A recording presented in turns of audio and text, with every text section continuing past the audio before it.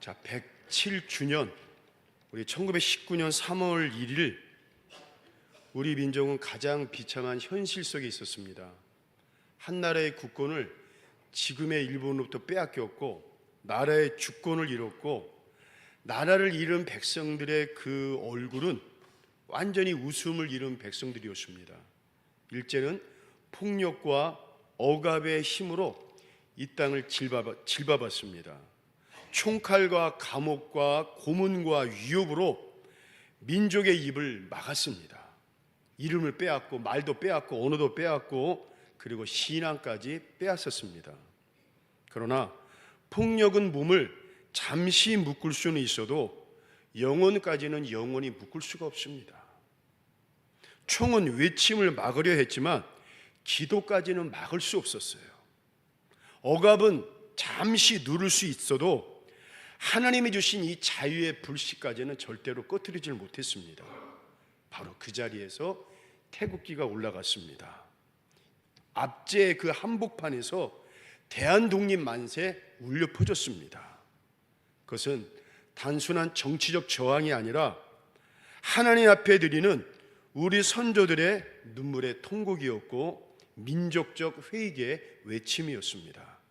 자, 그런 의미에서 오늘 본문 느헤미야 1장은 나라가 무너진 한 사람의 눈물로 시작이 됩니다. 우리 4절 한번 읽어보겠습니다. 시작. 내가 이 말을 듣고 앉아서 하늘의 하나님 앞에 금식하여 기도하며, 느헤미야는 고향 땅 이스라엘이 전쟁에서 무참하게 지고 무너진 그 고향 땅 예루살렘 성벽 소식을 듣고 울었습니다. 그런데 그 한 사람의 눈물이 역사를 바꾸었고 나라를 바꾸었습니다. 그 한 사람의 눈물이 결국에 무너진 성벽을 다시 세웠고 무너진 나라의 민족의 자존을 다시 일으키는 하나님의 역사가 일어났습니다. 그래서 여러분, 한 나라의 역사는 수많은 군대가 바꾸는 것이 아니라 눈물 흘리는 한 사람을 통해 바꾸어지는 것입니다.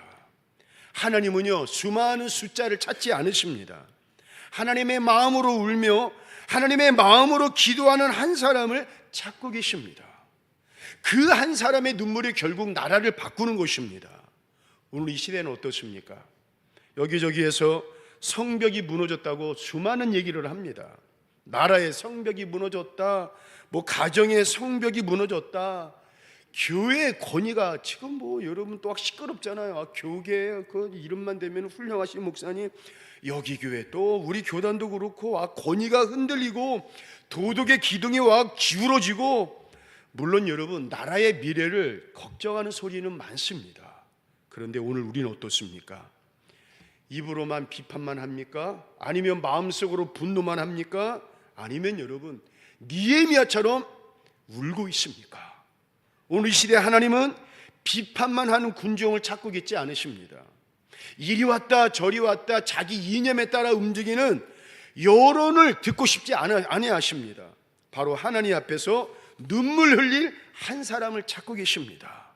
하나님 앞에 기도하는 한 사람, 십자가 앞에서 회개하는 한 사람, 그리고 정치인 잘못이다, 누구 잘못이다 그렇게 말하는 것이 아니라 주님 제 잘못입니다 라고 책임지는 한 사람. 그런데 그 한 사람이 결국에 가정을 살리고, 그 한 사람이 교회를 살리고, 그 한 사람이 나라를 살립니다. 오늘 이 시대에 바로 우리가 그 한 사람이 되어야 돼요. 우리 첫 번째로 한번 읽어보겠습니다. 시작. 무너진.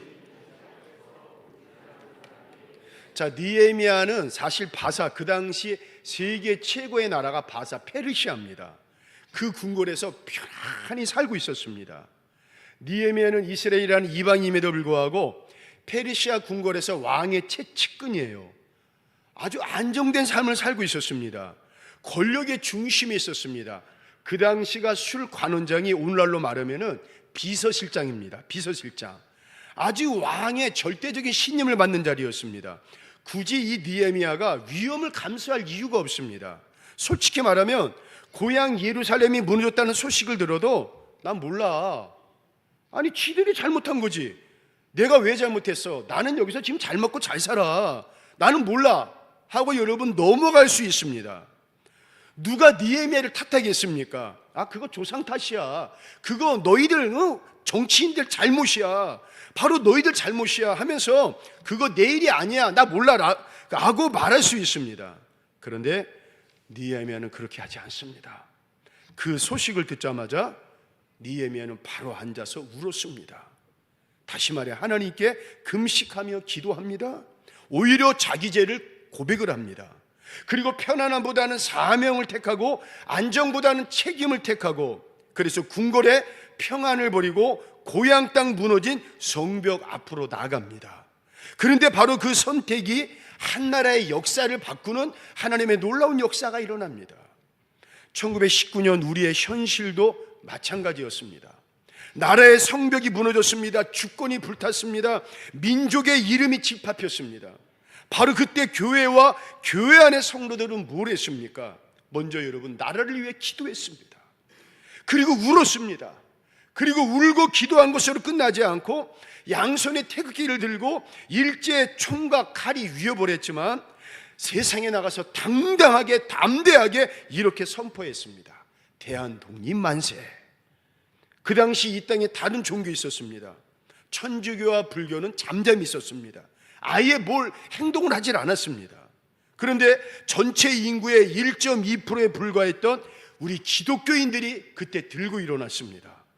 그래서 일제로부터 체포된 사람들의 60%가 바로 기독교인이었고 40%가 천도교인들이었습니다. 여러분, 이 프로테이즈조차 그 당시 민족의 중심이 우리 기독교에 있었습니다. 오늘 우리도 마찬가지입니다. 나라가 어렵다고 여기저기서 말합니다. 가끔 제 바깥에 나가서 교회 중심에 있는 CU 사장님 세탁소, 그다음에 저기 마켓, 그다음에 식당 저기 이제 쭉 가끔 인사를 해요. 찾아가서 얘기도 하고. 근데 그분들이 얘기가, 목사님 너무 힘들어요. 장사가 안 돼요. 아니 왜 장사가 안 돼요? 들락거리는 사람 많은데. 너무 어려워요. 팔아도 손해보는 것 같아요. 그만큼 어렵다고 말하는 거 아닙니까? 또 여러분, 교회가 흔들린다고 이야기합니다. 여기저기에서 교단이 어떻고 지금 유명한 어느 교회 어느 목회자 어느 직분자, 여러분 정말 아주 교회가 무너지는 것 같아요. 다음 세대가 지금 무너진다고 말합니다. 아이들이 없고 여러분 나라를 지킬 군인들이 없고, 여러분 정말 어렵습니다. 근데 우리는 나는 괜찮아. 나는 잘 먹고 잘 살아. 우리 가정 편안해. 여러분 이렇게 말하면서 혹시 궁궐에만 머물러 있지 않습니까? 느헤미야는요 편안함을 버렸습니다. 그는 눈물로 무너진 성벽 앞에 섰습니다. 그리고 그 한 사람이 결국에 나라를 살립니다. 오늘 이 시대도 하나님은 그렇게 말하지 않고 상관 있다고 말하는 사람, 그게 바로 내 일이었습니다 라고 말하는 한 사람, 그리고 무엇보다도 하나님, 기도하지 못한 나의 잘못입니다. 이 모든 부족함이 나의 연약함이었습니다 라고 눈물로 책임지는 그 한 사람을 찾고 계신다는 거예요. 오늘 우리는 무엇 앞에서 울고 있습니까? 나라의 도덕적 붕괴 앞에서 울고 있습니까? 아니면 교회의 흔들림과 무너짐 앞에서 정말 울어봤습니까? 다음 세대의 신앙 약화에 대해서 정말 울고 있습니까? 눈물이 있다는 것은 아직 심장이 살아있는 겁니다. 눈물이 있다는 건요, 아직 하나님을 향한 그 믿음의 희망이 식지 않았다는 것입니다. 눈물이 있다는 건요, 이 나라의 이 민족을 결코 하나님 앞에 모든 거 맡기겠다는, 포기하지 않겠다는 뜨거운 마음이 있는 것입니다. 여러분, 울지 않는 게 더 큰 문제입니다. 아무렇지도 않은 듯 무감각해지는 게 더 위험합니다. 그런데 느헤미야는 울었기에 일어섰습니다. 울었기에 기도했고, 기도했기에 행동했고, 행동했기에 그 무너진 성벽이 다시 세워졌습니다. 오늘 우리에게도 이 눈물이 필요합니다. 나라를 위해 울 줄 아는 성도, 교회를 위해 울 줄 아는 성도, 다음 세대를 위해 울 줄 아는 성도. 그런데 그 눈물이 가정을 살리고 교회를 살리고 나라를 살리는 것입니다. 두 번째로 한번 읽어보겠습니다. 시작. 회개 없는, 아까도 말씀드렸지만 느헤미야는 남 탓하지 않았습니다. 6절 한번 읽어보겠습니다. 시작. 이제 종이 주의 종들인 이스라엘 자손을 위하여 주야로 기도하며 우리 이스라엘 자손이 주께 범죄한 죄들을 자백하오니 주는 귀를 기울이시며 눈을 여시사 종의 기도를 들으시옵소서. 나와 내 아버지의 집이 범죄하여. 사실 지금의 어려움이 느헤미야는 조상 탓할 수 있습니다. 저 무능하고 부패한 정치인들입니다 라고 정치 탓할 수 있어요. 그런데 느헤미야는요, 남 탓하지 않습니다. 오히려 자기 죄를 고백을 합니다. 여러분, 3.1운동은요 단순한 독립운동이 아니라 기독교적인 관점에 봤을 때 영적 각성, 영적 회개의 운동의 시작이었습니다. 그 당시 교회의 모습은 어떤 모습이었습니까? 그때 교회는 작았습니다. 1919년도에 그 정동 제일감리교회 교인이 500명이었습니다. 그건 놀라운 숫자예요. 그런데 6년 감리교보다 6년 전에 먼저 장로교회를 세운 세문안교회는 700명이었습니다.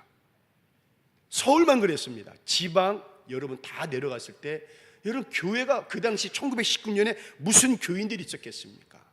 교회가 작았습니다. 가난했습니다. 숫자도 많지 않았습니다. 그러나 교회는 그 당시 살아있었습니다. 예배가 뜨거웠었습니다. 기도가 살아있었습니다. 말씀을 붙잡고 살려고 하는 1.6%의 기독교인들이 있었습니다. 새벽마다 그 기독교인들이 무릎을 꿇었고 그들이 예배 때마다 가장 먼저 기도한 제목은 나라의 독립, 나라를 위해 금식하며 기도를 했습니다.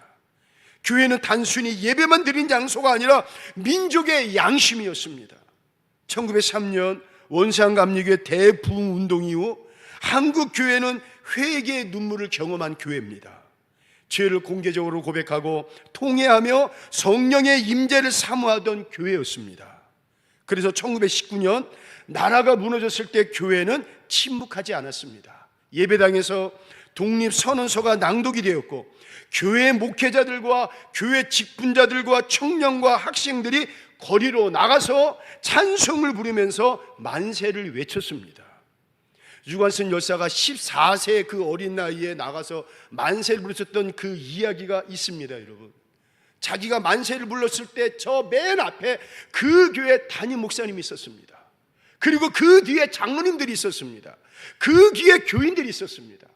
총칼에 서슬포란 그런 위협에도 불구하고 교회 장로님들, 교회 목사님들, 교회 직분자들이 앞서서 대한독립 만세를 외치는 거예요.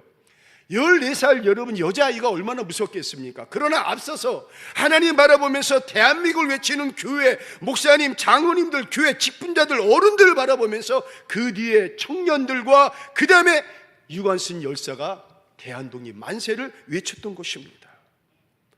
그들에게 독립은 정치적 야망이 아니라 바로 신앙의 문제였습니다.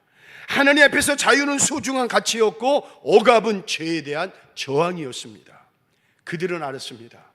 회개 없는 회복은 없다는 것을, 하나님 앞에 바로 서 있지 않으면 나라가 설 수 없다는 것을 알기에, 그래서 그 당시 우리 기독교인들은 울었고 기도했고 그리고 행동했습니다. 오늘 우리는 어떻습니까?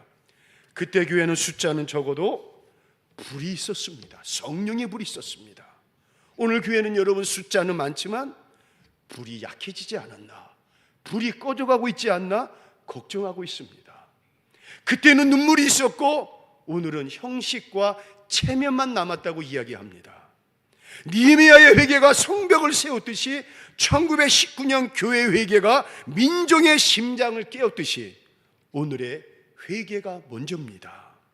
남을 향한 비판보다도 하나님 앞에 엎드리는 무릎이 먼저입니다. 회개 없는 회복은 없습니다. 눈물 없는 부흥은 없습니다. 거룩 없는 번영은 오래가지 못합니다. 하나님은 지금도 나와 내 아버지의 집이 범죄하였나이다 라고 고백하는 한 사람을 찾고 계십니다. 3.1운동은요 세상적으로는 단순한 독립운동이라고 말하지만 우리 기독교적인 관점에서 3.1운동은 영적 각성, 영적 회익의 운동이었습니다. 오늘 이 시대에 우리에게 필요한 것은 뭡니까? 다른 정치운동이 아니에요. 이념운동이 아니에요. 또 다른 경제 전략이 아니라 여러분 또 다른 회개 운동이 필요합니다.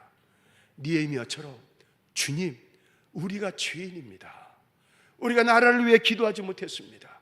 우리가 이 나라 대한민국을 사랑하지 못했습니다 라고 고백하는 한 사람, 그리고 주님, 우리 교회가 먼저 바로 서게 하여 주시옵소서 라고 기도하는 한 사람, 그 한 사람이 결국에 나라를 살리고 여러분 이 민족을 살립니다. 우리의 미래를 이끌어갈 수가 있습니다. 남 탓하는 입술이 아니라 회개하는 무릎이 역사를 바꿉니다. 마지막으로 한번 읽어보겠습니다. 시작. 기도가, 여러분 느헤미야는요 울고 끝나지 않았습니다. 기도했습니다. 5절 한번 읽어보겠습니다. 시작. 이르되 하늘의 하나님 여호와 크고 두려우신 하나님이여, 주를 사랑하고 주의 계명을 지키는 자에게 언약을 지키시며 긍휼을 베푸시는 주여 간구하나이다. 자, 그는 먼저 하나님을 바라봤습니다. 성벽을 세우기 전에 무릎을 꿇었습니다. 현장을 보기 전에 하늘을 더 쳐다봤습니다. 기도는 도피가 아닙니다. 기도는요 현실을 바꾸는 첫 출발점, 시작점입니다. 1919년 3.1 운동의 중심에는 여러분 이미 하나님의 은혜와 기도가 있었습니다. 교회는 먼저 기도했고, 교회는 먼저 찬송했고, 교회는 먼저 말씀을 붙잡고, 교회는 먼저 금식하며 나라를 위해 부르짖었습니다. 여러분 그 믿음의 수인왕의 토대 위에, 기도 위에 뭐가 임합니까? 바로 이 나라에 하나님의 은혜가 임했습니다. 그 은혜가 결국에 이 민족을 살린 거예요. 그 은혜가 결국 시간이 흘러 여러분 해방의 길을 열은 것입니다. 그리고 여러분 1980년 여의도 광장에서 수많은 젊은이들이 여러분 고백을 합니다. 주님, 내가 죄인입니다. 내가 선교사가 되겠습니다. 그때 선교사로 고백한 젊은이들이 얼마나 많은 줄 몰라요. 그래서 그때 고백한 그 선교사들이 해외에 나가지고 그때부터 우리 한국 기독교에 엄청난 선교사들이 해외로 파송을 나가기 시작합니다. 자, 그런데 여러분 세상 사람들은 모릅니다. 그 헌신의 고백 위에 하나님은 그때부터 우리나라를 축복해 주셨습니다. 뜻하지 않게 뒤은 88 올림픽이 우리나라에서 열리고, 월드컵 축구가 여러분 열리기 시작하고, 그리고 기적처럼 한강의 기적이 일어나기 시작하면서 반세기 만에 선진국 대열에 들어가는 경제 성장, 이거는 경제 전략으로, 정치 전략으로 도대체 이거를 해석할 수가 없습니다. 여러분 우리는 알지 않습니까? 이 모든 것은 단순한 국가 발전이 아니라 바로 하나님의 은혜였습니다. 그런데 여러분 은혜를 잊으면요 교만이 찾아옵니다. 기도를 잃으면요 하나님의 채찍이 올 수가 있습니다. 나라를 살리고 일으키는 분 정치가 아닙니다. 경제도 아니고 사람도 아닙니다. 바로 하나님이십니다. 우리 시편 120편 1절 한번 읽어보겠습니다. 시작.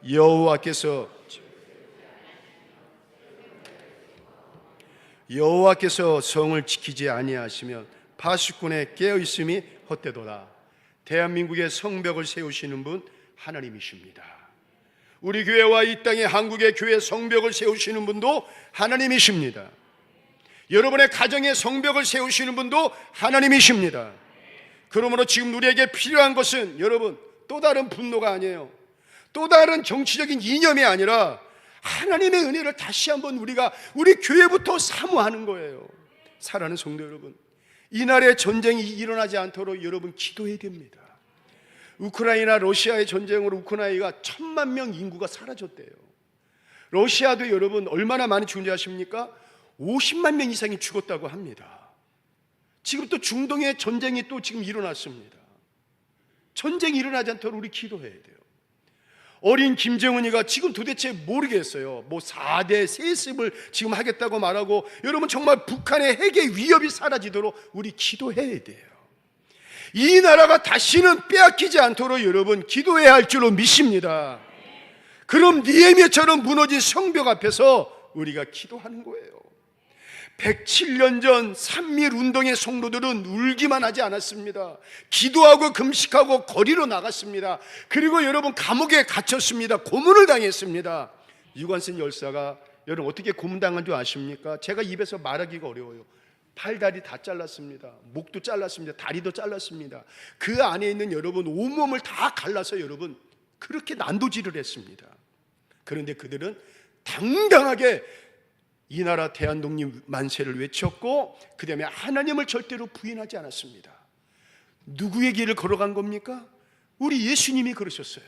우리 예수님이 고문을 당하시고, 우리 예수님이 감옥에 가시고, 우리 예수님이 채찍에 맞으시고, 우리 예수님이 십자가와 못에 찍으셔 돌아가시지 않았습니까?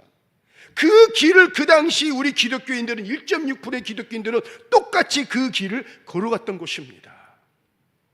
그러나 그들의 고난은 헛되지 않았습니다. 그 배후에 하나님의 은혜가 있었습니다. 오늘 우리의 행동이 무엇입니까? 정직하게 살아야 돼요. 아멘이십니까? 불법을 거부해야 돼요. 아멘이십니까? 세상과 타협하지 말아야 돼요. 아멘이십니까? 그러나 여러분, 진짜 그것보다 더 중요한 게 있습니다. 살아계신 하나님을 두려워해야 할 줄로 믿습니다. 진짜 애국은 하나님을 경외하는 거예요. 우리 마지막 시편 34편 12절 읽어보겠습니다. 시작. 여호와를 자기의 하나님으로 삼은 나라.